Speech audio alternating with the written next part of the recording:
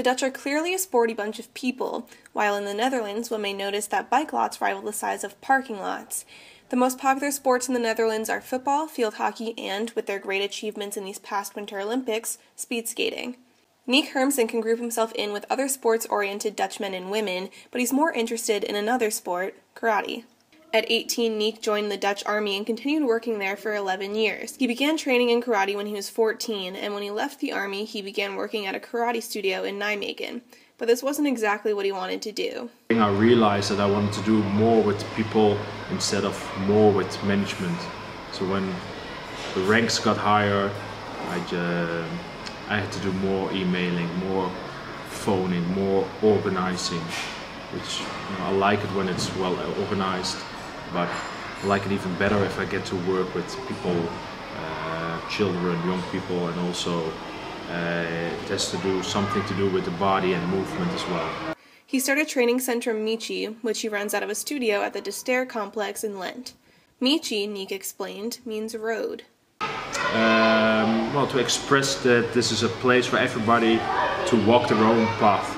So young people, not so young people, boys, girls, men, female, everybody can come here and train and find their own way.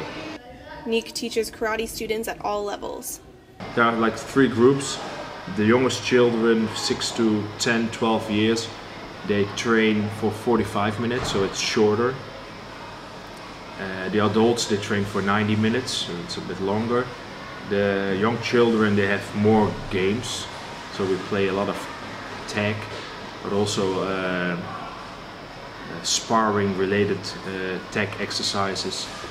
But if you use the same exercises with adults, they also have really a lot of fun, and they also get really quick and they learn the same techniques. The age difference among students doesn't necessarily change the way Niek teaches. You know, we tend to change the way we teach based on the age, but if you use the children's games for adults, they laugh as well. In karate we tend to repeat a lot to make it better, and if it's good, to make it perfect. But if you ask a child to do the same movement with the hand 100 times, then they'll say, well, I'm not going to do that, and they'll just sit down. So they challenge me to make different exercises and to find different ways to still get them do 100 times the same movement, so they improve. So I try to use that creativity with the adults as well. A study done by the American company True Sports showed that sport participation generally decreases after age 12. Even though it may be difficult, some adults still make it to Niek's classes. It's quite demanding to come here once a week, twice a week, or for some people 4 or 5 times a week, and push yourself to the limit again and again and again. For children even older than age 12, this is a different story. Lessons learned in the karate studio can come about in everyday situations. So the parents, they mostly think positively about karate, and for example as well as judo. So all these martial arts which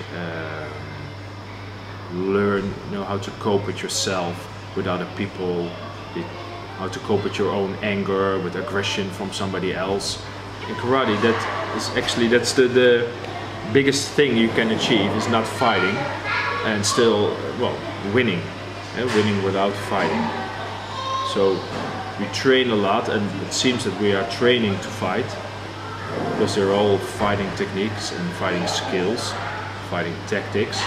But in the end, if you train enough here, at some point you realize that you don't have to fight. It's easier just to turn around and walk away. Karate may not be the most popular sport in the Netherlands, but in the Nijmegen area it's gaining popularity. Niek said that parents call bi-weekly to get their kids into his youngest class, which, as of recently, has a long wait list. For Castlewell Today, I'm Catherine Casey.